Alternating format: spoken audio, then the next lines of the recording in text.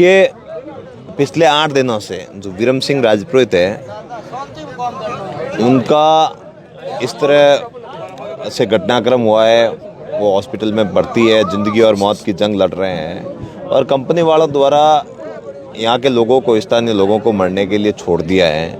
उन लोगों के लिए ना तो कोई सेफ्टी की व्यवस्था है, ना ही इनके पास कोई ऐसी परमिशन है और ना ही कोई इस तरह की व्यवस्था है जिससे यहाँ स्थानीय लोगों को फ़ायदा मिल सके।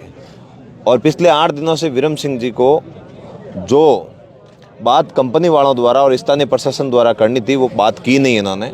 लेकिन आज जब 8 दिन बाद यहाँ के जनप्रतिनिधि और सतीसी कौम के लोग बड़ी संख्या में पहुँचे हैं, तो प्रशासन कहीं ना कहीं कह रहा है कि आप जो भी है बात कर लो। मेरी भी अभी प्रशासनिक अधिकारियों से बात हुई। हम सबका एक ही मकसद है, कैसे भी करके इस परिवार को न्याय मिले।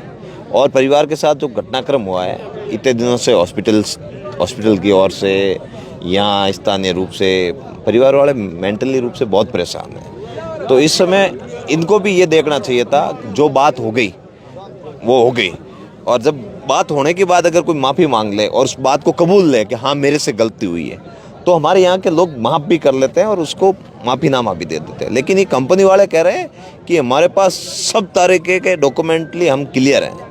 तो वो तो अब पता चल जाएगा डॉक्यूमेंटली क्लियर कौन है कि नहीं है, आपकी क्या गलतियाँ है, वो लोग उजागर कर देंगे यहाँ के, और वो भी विद डॉक्यूमेंट कर लेंगे। लेकिन इनको इतना सारा मसला, इस मसले को बढ़ाना ही नहीं था, मसले को सीधा आकर सॉल्व कर देना चाहिए। ऐसा नहीं है कि हम लोगों ने कहा नहीं। मैंने जैसलमेर प्रशासन को भी कहा, एसपी साहब से बात की थी मैंने कि एसपी साहब इस मामले को निस्तारण करवाइए। ऐसा नहीं है जब कोई घटना घटित हो और लोग धरने पर बैठे उग्र प्रदर्शन करें उसके बाद आप जागो, ऐसा परंपरा मत चलने दो। हम लोग भी यही चाह रहे हैं कि मामला ख़त्म हो, लेकिन कहीं ना कहीं पता नहीं कौन सा दबाव है, कौन से भंवरजाल में फंसे हुए हैं, वो स्थानीय लोगों की बात को दरकिनार करते हुए कंपनी वाले अपनी हठधर्मिता बेड़े पे उसको लेकर बात करेंगे। नहीं करेंगे उनकी हठधर्मिता भी ख़त्म करेंगे और विरम सिंह को न्याय भी दिलाएंगे। यहाँ की कमेटी बनी है, कमेटी वार्ता के लिए जाएगी, उसके बाद डिसीजन होगा, वो निर्णय लेकर आपके सामने बात करेंगे। अगला कदम है वो आपका क्या रहेगा प्रशासन? एक बार बात तो होने दो, फिर अगला कदम, उससे अगला कदम, उससे अगला कदम, सब कदम हमारे पास है। लेकिन पहला कदम शांति का है। शांति से हो जाए तो ठीक है, नहीं तो सब कदम है और वो कदम समय समय पर रख भी लेंगे। आए हैं तो सब करेंगे। जब तक न्याय नहीं मिलेगा तब तक आप यहीं बैठे हैं, आगे तो फिर थोड़ी जाएंगे, कायर थोड़ी है। तो कलेक्टर का घेराव किया जाएगा? अब कलेक्टर का घेराव वो तो बाद में तय होगा। पहले तो कमेटी जाए, बात करेगी, बात करने के बाद अगर नहीं होगा तो कलेक्टर का घेराव कौन सा बड़ी बात है। पाकिस्तान थोड़ी जाना है, यहीं जाना है, जैसलमेर चले जाएंगे। और गए भी है कई बार। रात को 3 बजे आपने देखा नहीं बालोतरम कलेक्टर साहब कैसे बाहर आए थे।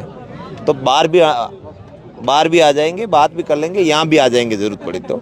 लेकिन हमें कोई कलेक्टर साहब को बाहर बुलाने में खुद को बड़ा महसूस नहीं करते। हम तो ये कहते हैं कि भाई बाहर क्यों आया, अंदर बैठे आदेश जारी कर दे। और यहाँ के विरम सिंह जी के परिवार के जो मदद की है, ये रविंदर जी बता रहे थे हमारे विधायक साहब कि दंड है ये एक तरीके से। वो बस कह दे कि हमारी ओर से ये गलती हुई है और हम इस गलती का हर्जाना भरते हैं। तो इतनी बात है, ज़्यादा लंबी चौड़ी इसमें बात थोड़ी है। यही बात बनवाने के लिए आए हैं और बनवाएंगे। ठीक है।